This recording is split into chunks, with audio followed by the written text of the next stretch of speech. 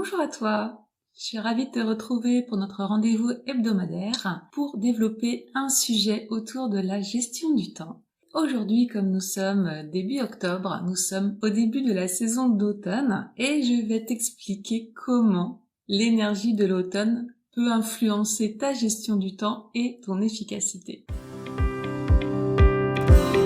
Bienvenue dans le podcast Équilibre au féminin. Je suis Stéphanie Genevois, coach professionnel certifiée. Ce podcast s'adresse à toi, la femme passionnée, la femme qui souhaite réussir dans toutes les sphères de sa vie et qui s'oublie trop souvent, se perd sur les chemins des je dois, il faut. Ce podcast te guidera pour te servir en premier au grand buffet de la vie, pour retrouver la passion, ranimer ton feu intérieur et l'incarner au quotidien sur le chemin des possibilités. Un chemin facile, léger, joyeux, de liberté et d'émerveillement, tout en profitant de toute la beauté du paysage, des petits plaisirs du quotidien et des joies de la vie. Je suis ravie de faire ce chemin avec toi. Est-ce que toi tu ressens ce changement à l'automne? Est-ce que c'est quelque chose qui t'impacte? Est-ce que c'est perceptible pour toi? En plus, c'est particulier cette saison puisqu'elle correspond aussi à la rentrée scolaire, au retour des vacances d'été, aussi en France. Donc on a vraiment une rentrée en septembre où là, il y a beaucoup de choses qui s'accumulent, qui se bousculent. Il y a des rendez-vous, il y a plein d'obligations, de papiers à remplir. C'est le retour aussi au bureau avec la boîte mail qui s'est remplie, avec donc plein de réponses à apporter. Et en même temps, justement, on a cette saison de l'automne qui va s'installer avec les jours qui vont raccourcir à partir de l'équinoxe d'automne, qui était le 23 septembre cette année. Les jours vont commencer à raccourcir, on voit que la nature se transforme aussi, les arbres perdent leurs feuilles, il y a moins de luminosité, la température refroidit, en tout cas normalement.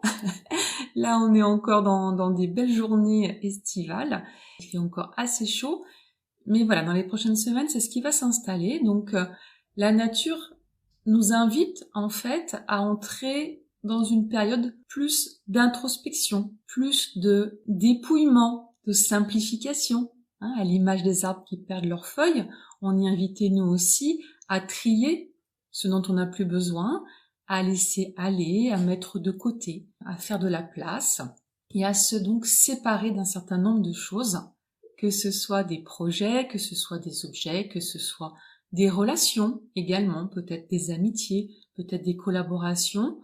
En tout cas, c'est un cycle où on va terminer un certain nombre de choses.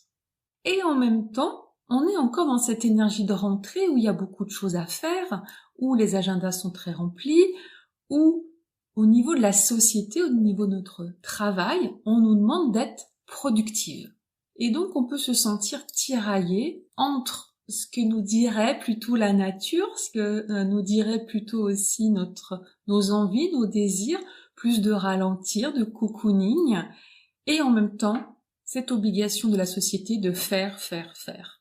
Donc c'est très mal vu de s'arrêter, de prendre des pauses, ne serait-ce que de faire une sieste. On se doit d'être productive.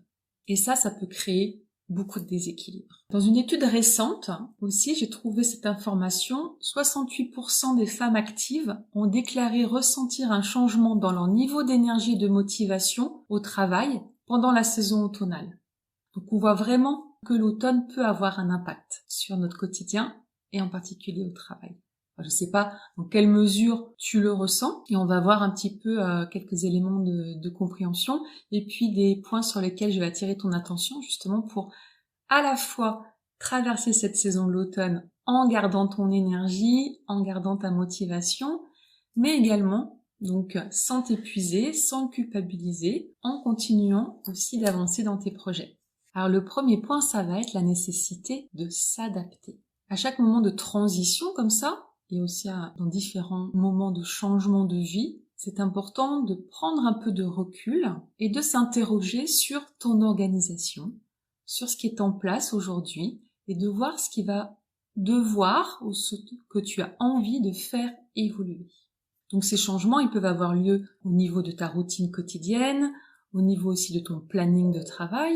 Ça peut être aussi des ajustements au niveau de la vie familiale, de voir comment tu peux t'ajuster à ce contexte extérieur. On n'a pas forcément la main mise sur l'extérieur, le temps qu'il fait, la saison, la baisse de lumière. Ça, tu ne peux rien y changer, mais de voir toi les ajustements que tu peux faire à ton niveau. Peut-être moins d'exigence, peut-être plus d'écoute de toi, de ton corps, écouter un petit peu les signaux, les émotions que tu ressens, trouver un juste milieu, un équilibre sur certains aspects pour que à la fois tu acceptes, tu accueilles le fait que peut-être tu as moins d'énergie, que peut-être ça va être plus difficile le soir quand il fait nuit tôt, de garder ton énergie, de la motivation pour la suite de journée et en même temps continuer d'avancer sur tes projets de cœur.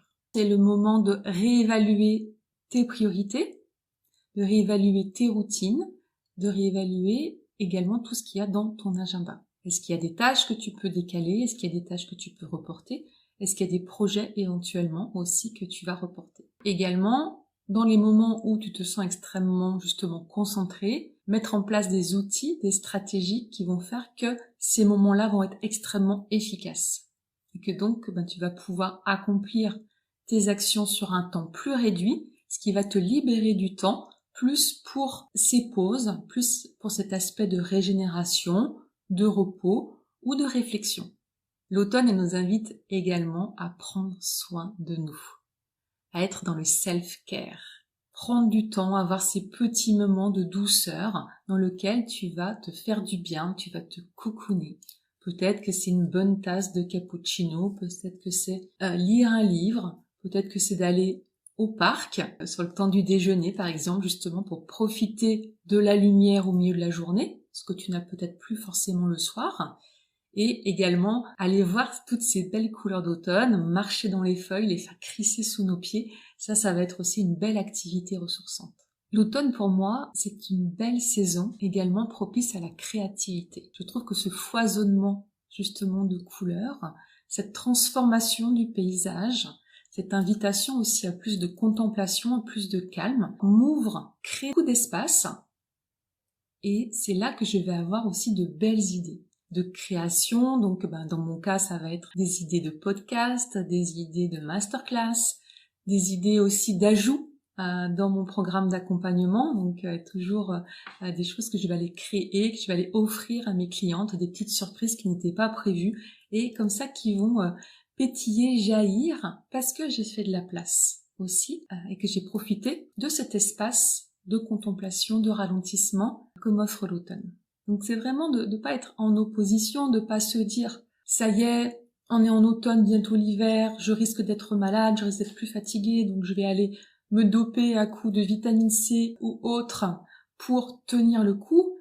Il s'agit pas de ça, il s'agit pas de tenir le coup, mais vraiment je t'invite à aller danser avec cette saison, à accepter qu'il y a des choses à modifier, il y a des choses à adapter. Et ça, si tu le souhaites, on peut en parler ensemble aussi en privé. N'hésite pas à me contacter pour me poser tes questions. On peut discuter aussi un petit peu de comment tu vis ça, comment tu traverses, comment ça t'impacte. Est-ce que tu appréhendes à l'avance ces changements de saison? Et d'y aller vraiment avec à la fois de la zénitude mais aussi de l'efficacité, à aller ajuster ton organisation. Je te rappelle, je t'en ai déjà parlé, l'organisation, la gestion du temps, c'est avant tout un état d'esprit. Donc c'est vraiment la façon dont tu vas percevoir cette transition qui va faire que tu vas la vivre plus ou moins bien. Un autre point fort aussi de l'automne, je trouve, c'est que elle va nous amener à aller plus en connexion avec des personnes, d'aller découvrir, d'aller plus peut-être dans des réunions de réseautage, faire un after work aussi avec certains collègues, pour avoir ces temps de rencontres un peu plus informels, qui sortent un peu du cadre du travail, mais qui sont dans cet esprit d'automne où on se retrouve autour d'un verre, autour de la cheminée. Tu vois, un peu comme nos ancêtres pouvaient faire, de se retrouver autour du feu pour une activité calme, pour des discussions. Ça peut être le bon moment aussi d'activer ou de réactiver le réseautage, tes connexions, des partenariats également, qui vont émerger de tout cet espace de créativité.